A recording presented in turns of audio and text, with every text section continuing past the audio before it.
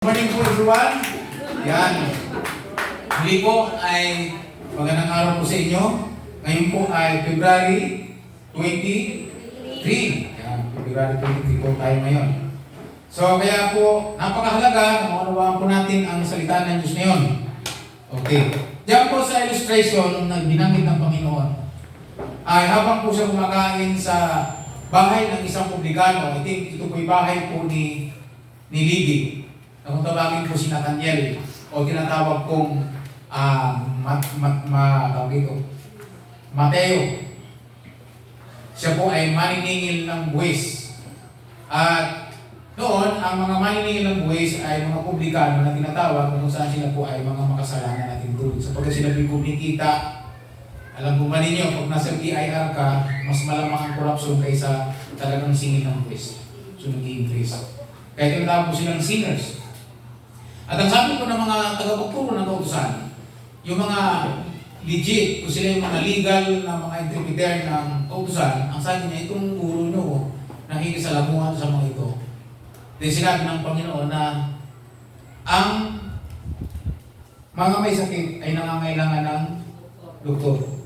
So tinuturing kong ang mga taong ito ay mayroong sakit. Kaya ginamit ko yung illustration niya na tungkol po sa shepherd, sa pastor, na kung meron siyang isang naamtupa at nawala ang isa, ibig sabihin, iiwanan po niya yung siyam na pusyam at hahanapin po yung nawawala. At kapag nasumpungan, kanya itong kukunin, papasanin, at iuwi, at pagkatapos, magkakaroon ng celebration. Maghahanda po siya ng salusalo at iimbitahan ang kanyang mga community at sasabihin, mag-celebrate tayo sapagkat kung nawawala ang tupa, ay nakita na. Yan. At tapos sinabi ng Panginoon na hindi naman sa langit. Nagdiriwang ang mga milyong anghel ng Diyos sa langit dahil sa isang taong nakabalik sa Panginoon. Kaysa siyam na po siyam, sa 99 na hindi nangangailangan magsisi. Inulit ng Panginoon ito para tiyakin. Basta si Lord naggawa siya po siya ng illustration ng dalawang beses inulit. Ibig sabihin sinitiyak po ng Panginoon. Kino-confirm po niya. Ang sabi niya, may isang babae nawawala ng ilang pirasong tilak na pera. Yung mamahalin po yun. At ang sabi niya, sinilin niya ang kanyang ilaw, sinimulan po niyang walisin, at pagkatapos, pumasumpungan niya ang kanyang wawalang na pera. Ang sabi po niya ay in-invite po niya ang kanyang kapitbahay at ang sabi niya, makikipag-celebrate kayo sa akin sapagkat ang aking nawawalang pera ay natagpuan. Ibig sabihin, milyon ang halaga noon. And then, nag-celebrate ko sila at sabi nila, gayon din naman ang kadalakan o celebration sa langit dahil sa isang kaluluwa nawawala na ngayon ay nasumpungan. Pagpalayan tayo ng Panginoon sa mensahe ng umaga, sana meron tayong matutunan. Amen. Palapakan natin ang Panginoon. Ngayon, balik po tayo sa atin. Sinabi ng Panginoon ito, na ang nangangailangan ng doktor ay ang may sakit. Ang mga wala sa Panginoon, mga datihan na nalupok sa kasalanan, kailangan po nila ng doktor. Sasabi po dito, nung mga nagsilapit ng mga tao ito, hindi po sila tinanggihan. Yung po mga tagapagturo ng kautusan ay ilinayo po nila ang kanilang sarili sa mga tao. Hindi sila nakikisalo dahil ang tingin nila sa mga tao ito ay marumi. So ano nangyari po, itong mga tao ito, mga tagapagturo, mga nakakaalam ng salita ng Diyos, ay nagkaroon po sila ng buhay na mapanghusga o judgmental. Ang Panginoon, iba. Siya po ay nagkasalamuha sa kanila. Gayun din naman po, kung tayo ngayon ay lalayo sa mga tao, at hindi natin sila pupuntahan at kakaunin, never po silang makakilala sa Panginoon. So ngayong anniversary, meron po tayong celebration. At ang celebration po natin ay hahanda po tayo, aayusin po natin ang ating lahat ng gagawin ay yun ay para po dahil meron po tayong mga bago. Amen po ba? So ngayon, tayong mga nandito, tulad ng pastor na may nawalang tupa, tulad ng isang babae may nawalang pera, kailangan meron po siyang gawin. Yung babae na walang pera po niya, meron po siyang ginawa. Nagsindi po siya ng ilaw, inilawan niya, lininis niya ang buong bahay, lininis niya hanggang sa masumpungan niya nawawala ng pera. Amen po ba? Ganun din naman sa atin. Magsisindi po tayo ng ating ilaw, dahil sabi ng Bible, tayo yung ilawan sa libutan ito. At ang tanglong na ito, kailangan makita yung ating testimony. At upang makita po natin yung taong nasa dilim. Never kung maliwanagan ang tao kung tayo rin mismo namumuhay sa dilim. So, ang kailangan natin magsindi ng ilaw. At ang ilaw na yun ay ang ating patutuo. Na sa tuwing meron tayong mailiwanagan ng ating ilaw, ng ating patutuo, makikita po natin yung mga taong nangailangan ng Kristo. At kailangan may paliwanag natin sa kanila yung Ebanghelyo ng Panginoon. Ganun din naman, yung pastor, yung tinutukoy ng Bible doon na iiwanan niya ang siyam na siyam. At hahanapin po ang nawawalang tupa. Note po, lagay nyo dito. Ang hinahanap po yung nawawala. Hindi yung nagwawala. Pag hinanap mo yung nawawala, delikado ka pa doon pag pinuntahan mo baka mabubulan ka pa, kumasugatan ka pa. Nawawala. Kaya minsan po yung mga iba na sabi, Pastor, di man ako nadadawin ni Pastor Kung alam mo nga palang, hindi ka nadadawin ni Pastor, alam mo yung ginagawa mo. So, ang tanong ko sa kanya, bakit kita hahanapin? Hahanapin ko yung nawawala. Ang tanong ko, nawawala ka ba? Hindi ko. Kung ngayon, ba't ka hahanapin? Nagwawala ka sa iyong relasyon sa Panginoon. So, ang nawawala, ibig sabihin talaga naligaw na, yung talagang hindi niya alam ang gagawin. Pero itong mga tumalikod na ito, alam nila kanilang pinasok. Amen? Amen. Anong kailangan lang nila? Magpasya sila. Ang kailangan na lang nila ay makita niyo sila, paalalahan ng konti, para sila makabalik. Sila mismo yung dapat makapang tulad ng, ang katulad po nila ay alibugang anak. Na kailangan ma-realize niya. Nakita ko ba yung alibugang anak, sinundo ng tatay? Hindi. Ano ginawa ng tatay? Hinintay.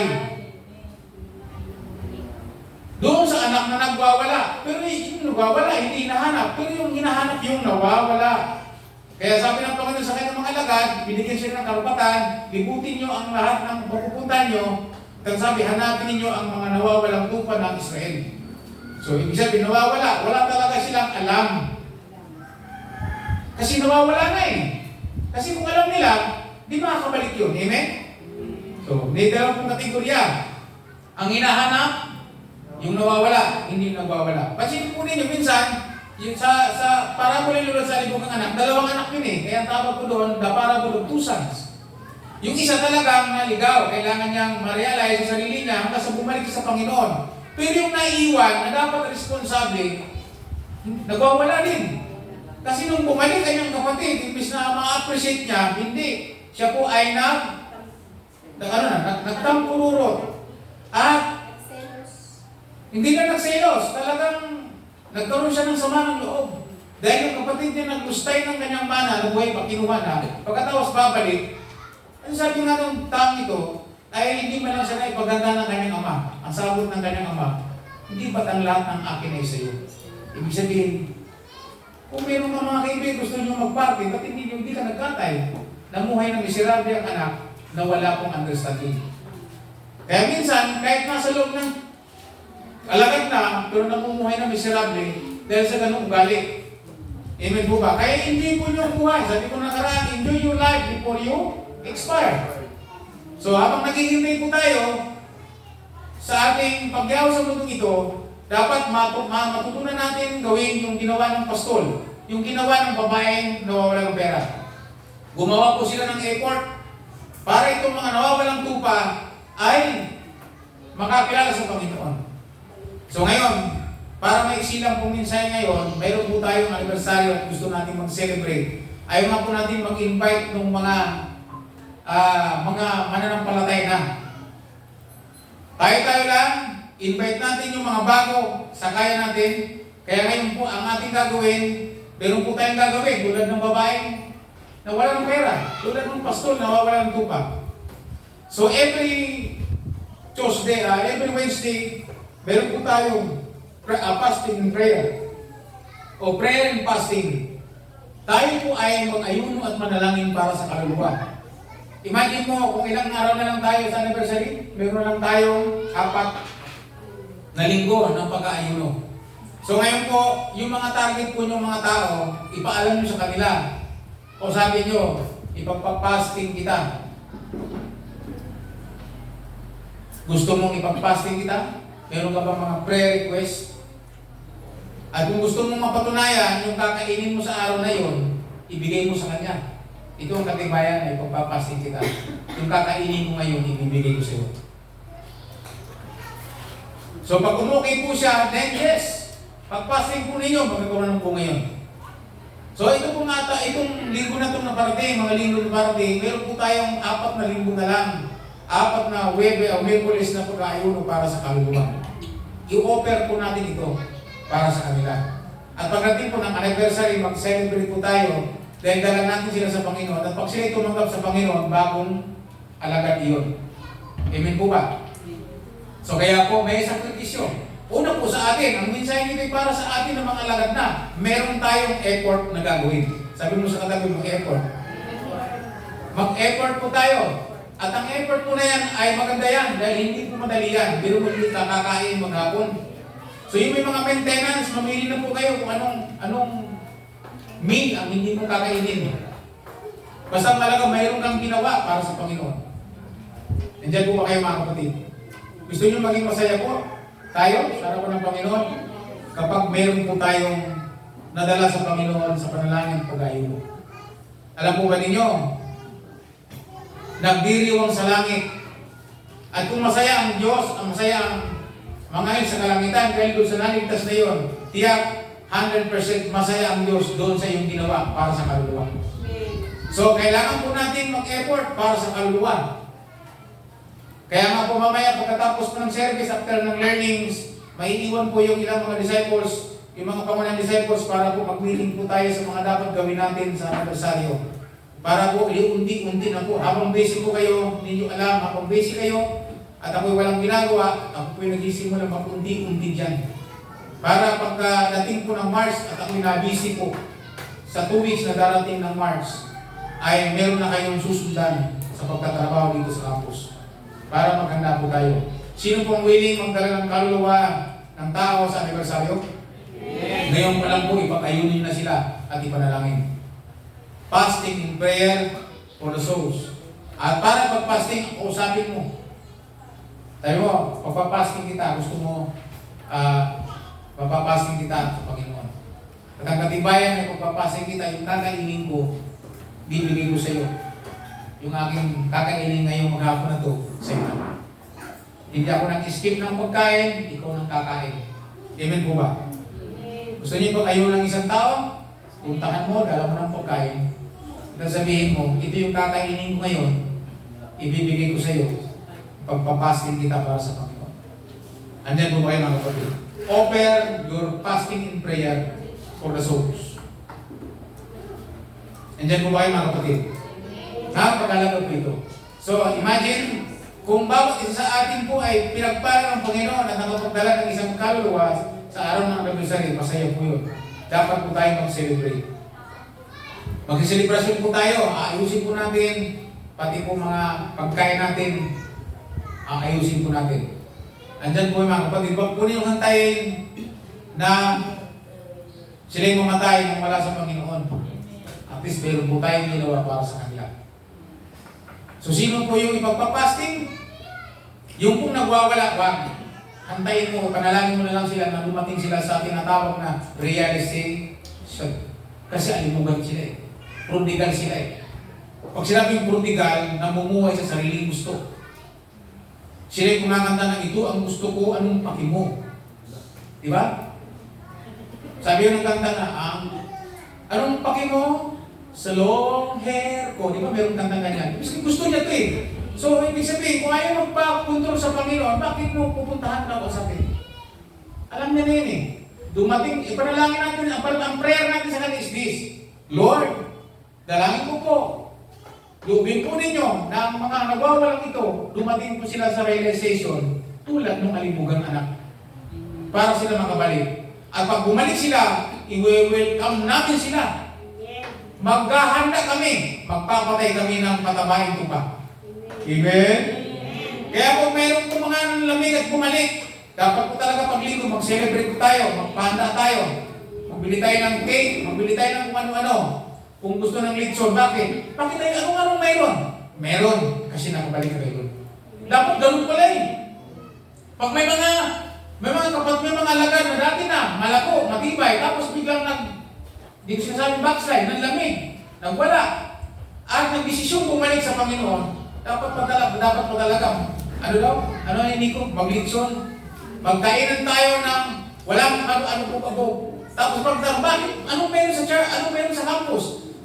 Anong meron sa church? Sa kapatiran? Eh dahil mayroong isang nakabalik sa Panginoon na nagdesisyon.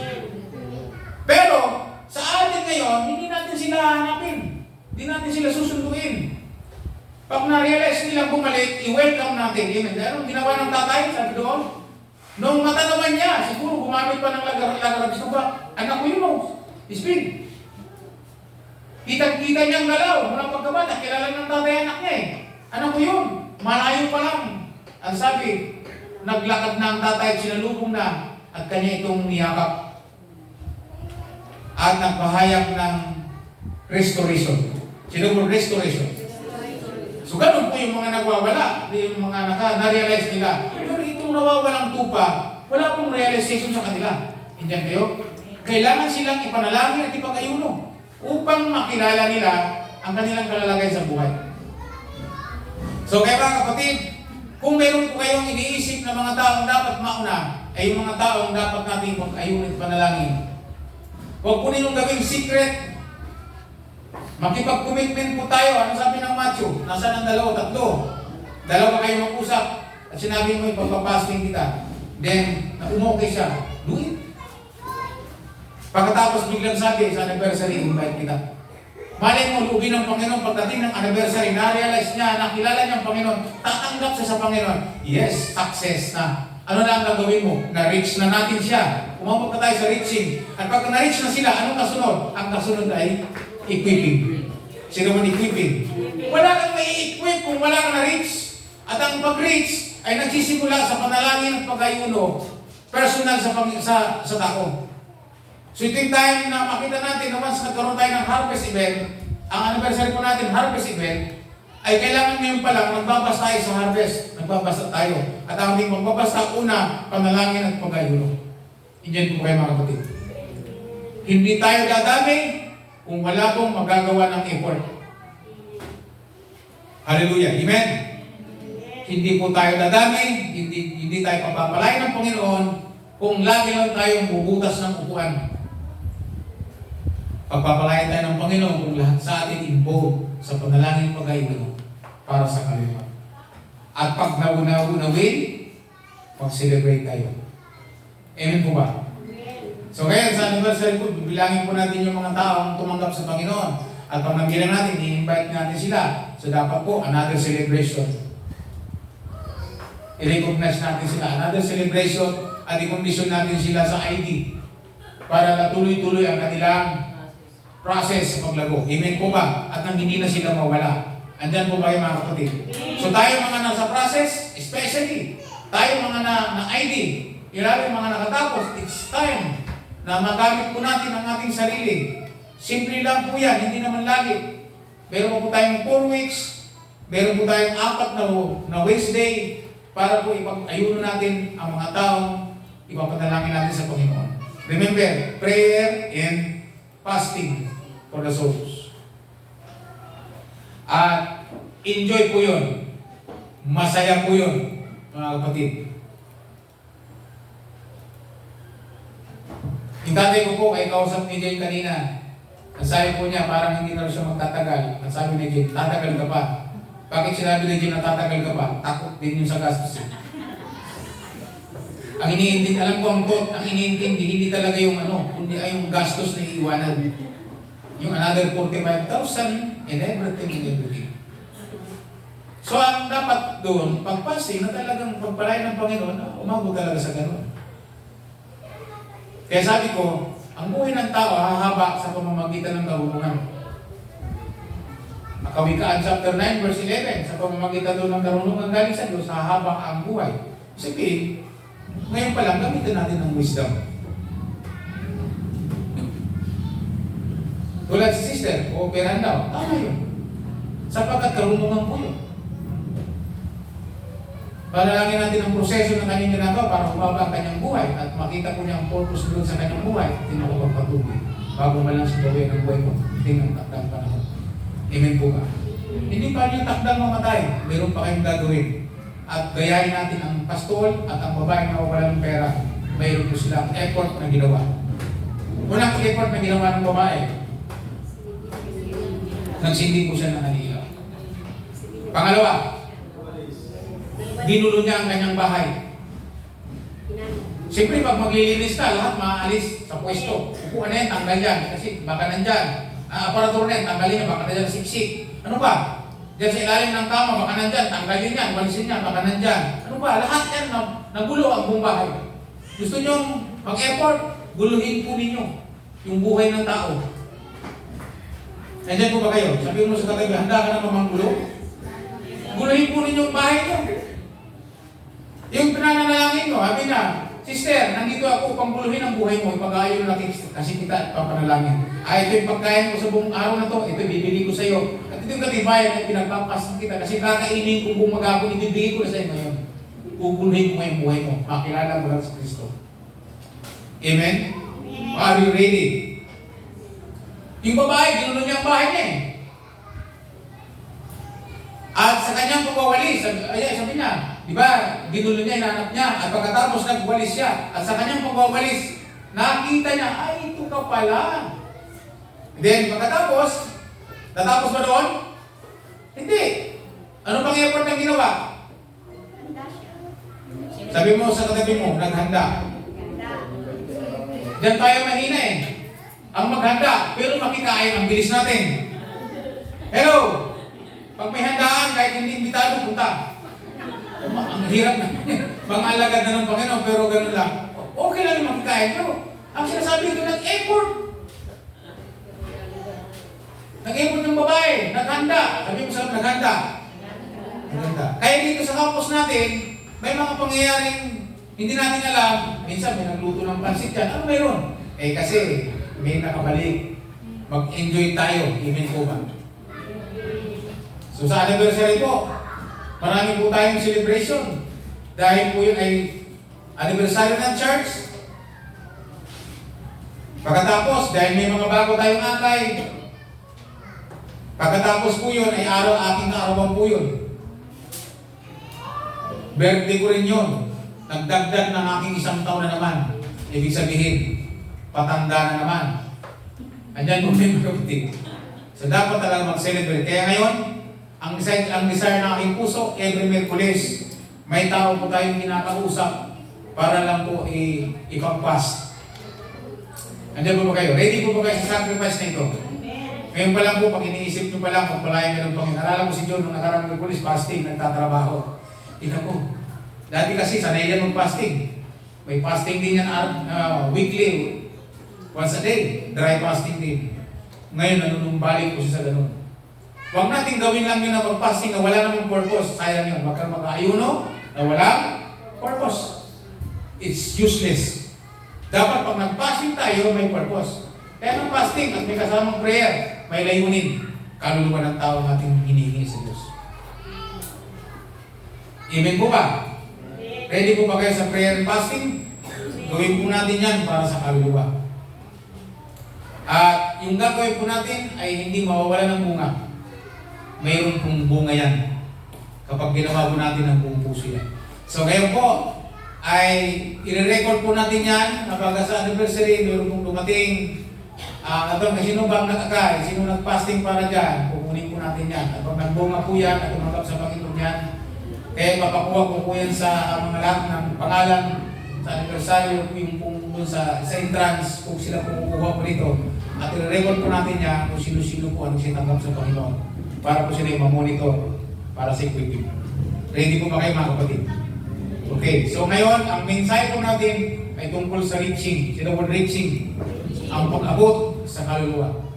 Okay, maliwanag po ba kung sino ang abutin? Maliwanag po ba ang prayer doon sa mga nanlamig na alam nila ang sitwasyon ng kanilang buhay? Anong prayer para sa kanila? realization. Makarating sila sa realization. Anong prayer para sa mga bago? Ang prayer sa mga bago ay makakilala sa Panginoon. Okay, dalhin nyo lang dito sa campus, bahala na ang Panginoon doon. Amen po ba? Ang Diyos ang nagpapatubo. Ang sabi, tayo lang ang magtatanim, ang Diyos ang magpapatubo at magpapalago. At tayo ang carrier ni Lord sa paglago. Tayo ang gamit ni Lord sa paglago.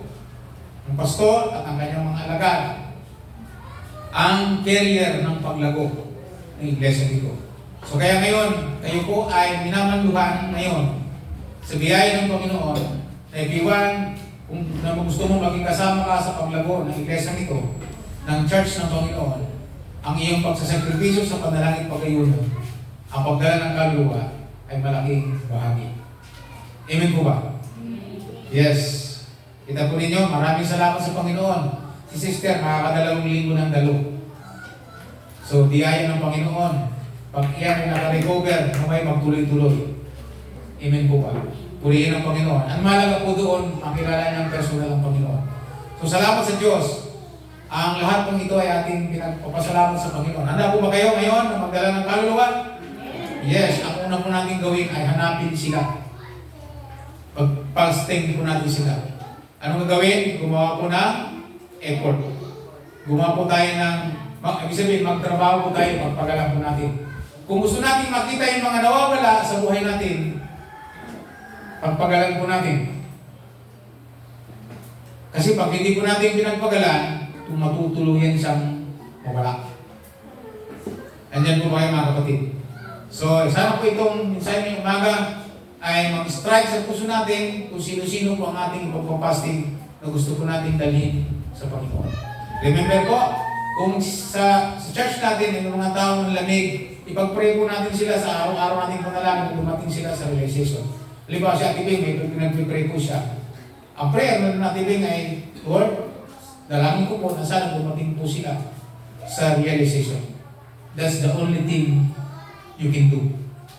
Kasi kahit anong gawin mo dyan, wala effect. Magsalita ka pa sa kanya, magagalit pa, magtatampo pa. Ang mahalaga na doon, dumating sila sa realization. Ang panalangin ko, pwede mo sabihin sa kanya, ang panalangin ko sa iyo, dumating ka sa realization. Ma-realize mo ang lahat ng bagay. Saan makabalik ka bago dumating yun? Amen po ba? Pero sa bago, pero doon sa pinagpapasing natin, yung po maganda.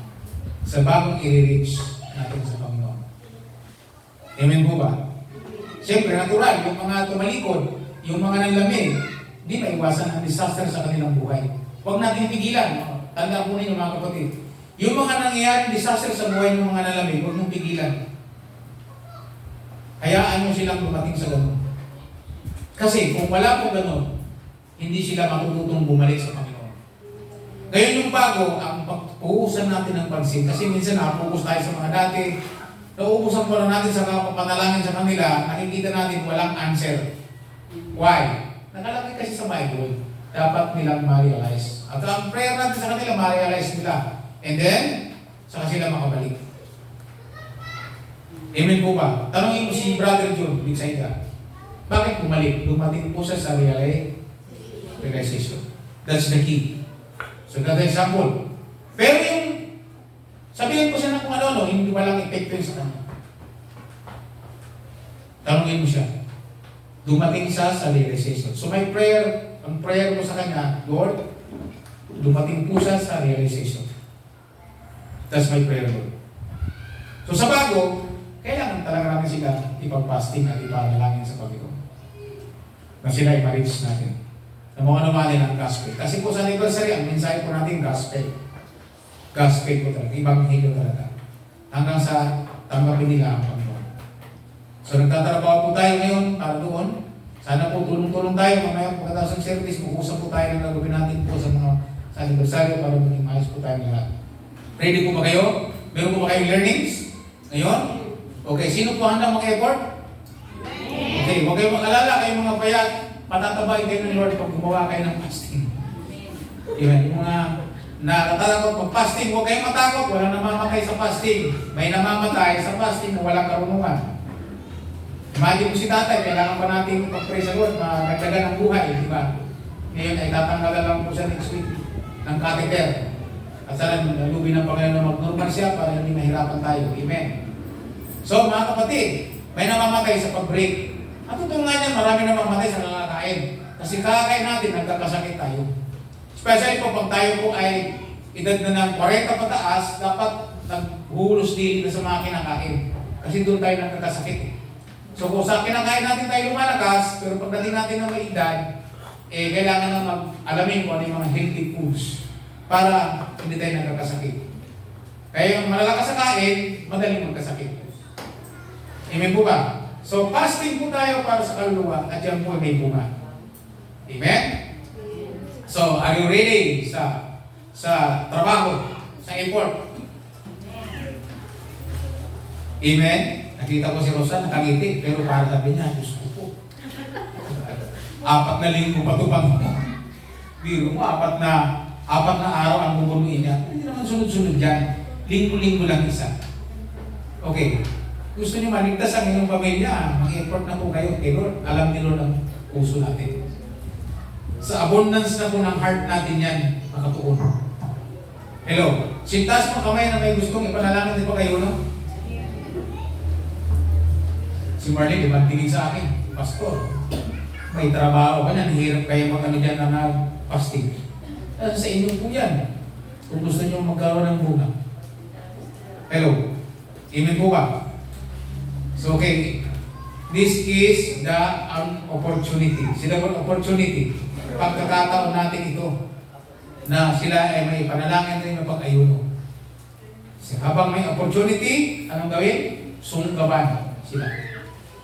Sila po ay talian natin sa prayer para hindi makawala. Amen po ba? Okay. Ganda ng sermon ni Pastor Pakutungan yata. Okay. Pero may kaluluwa. Saan ngayon? Sa busog lagi? Na wala namang kaluluwa? O meron tayong minsan gutom na mayroong kaluluwa? Amen po ba? Doon tayo bibigyan ni Lord ng reward. Sino gusto ng reward? Anong sabi ng Iskiyas, aklat ng Daniel? Ang mga tao daw po na nagsikap na mag-akay sa matuwid na pumumuhay ay magliliwanag na parang talang sa langit. Hello? So, ang corona natin ay kaluluwa. Sino word kaluluwa? Sabi ni Pablo sa mga taga-Corinto at sa mga taga-Thessalonica, sabi niya, kayo ang aking corona. Pag kayo nawala sa Panginoon, mawawala ng halaga ang aking pagod. Amen.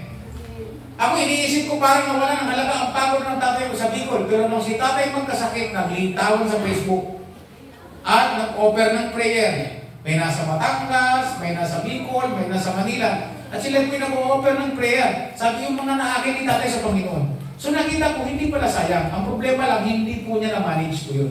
Pero at least nagpatuloy sa Panginoon. Amen. Palapakan natin ang Panginoon. So at least ginamit ang tatay ko sa kanilang buhay. Yung nasa Batangas, ang sabi niya, kaya pa yan, mag-pray natin si Pastor.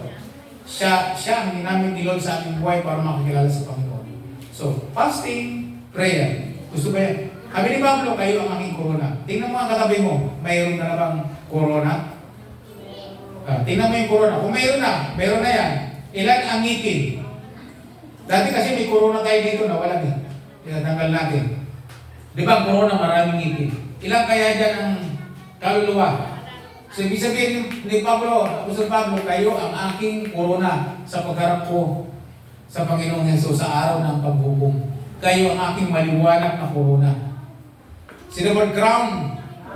Crown of life. Ano yan? Yun yung pinagpaguran po niya. Okay, so ngayon, handa na po ba kayo magpagod para sa kaluluwa? Tandaan natin, ang pangalan po natin ay People's Missionary Church. Ibig sabihin, mga taong mayroong misyon. Hindi po konsumisyon ng dala. Hello? Mga taong may misyon. Ibig sabihin, pag may misyon, alam nila ang kanilang trabaho. Hello? Ang trabaho po natin, mag-akay ng kaluluwa. At syempre po, naglalagay ng effort. Sabihin mo sa katabi mo, sino na ngayon ang mission mo? Ibig sabihin, kung may mission ka, na gusto mo ma-accomplish, kailangan mo magtrabaho katulad ng babae. Mag-effort tulad ng babae. Kapag inisa-isa mong ginawa ng babae, marami. Hindi lang iisa. Andyan po ba kayo? Handa po ba kayo maglinis? Sinabi ko kanina, guluhin nyo na para makita na. Kaya mga kapatid, sa oras na ito, sa inyo po binibigay ako po ay ngayon din. Ipapakita ko po sa inyo yung mga tao din naman aking ipinagpapasting ngayon. Hello, maganda po mag-present. Nakakatuwa minsan dun sa ibang religion na sila po ay bakit sila dumadami? Kasi sila mismo din ginagawa din nila ito. Halimbawa po, ako po ay bagong preacher. Bago po akong kabataan na nag-preach, nag-share. Kahit saan, kahit sa jeep, sa bus, kahit saan. Ang tapang ko noon. Kahit mga alam kong mga sandalo at mga mamatay tao, hindi po ako natatakot mag-share sa kanila. Ang gamit ko pala ng palataya, hindi siyempre pagbago, extend yan.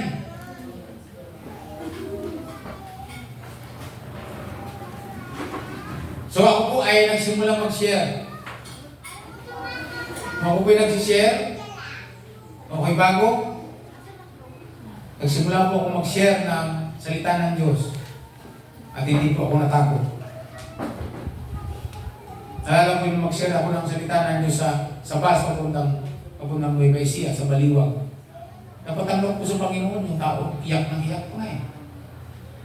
Ang problema doon, hindi ko nakuha ang pangalan, hindi ko nakuha ang cellphone number, hindi ko nakuha ang address. Ang sabi ko lang, Brad, kahit saan ko mag-end, GIL, Baptist, basta doon lang, huwag sa kulto. Yun lang, Brad. Tapos sabi niya, Brad, hindi kita makakalimutan. See you to heaven. Sa akin daw magkita. So doon, magkakakilala kami kung siya magpatuloy sa Panginoon. Basta ang feeling ko, GIL, lahat na ng church na huwag lang sa kulto. Baptist pwede yan, sige, tuloy ka sa Panginoon. Yun lang ang sabi ko, pagbaba niya sa bus, Bulacan.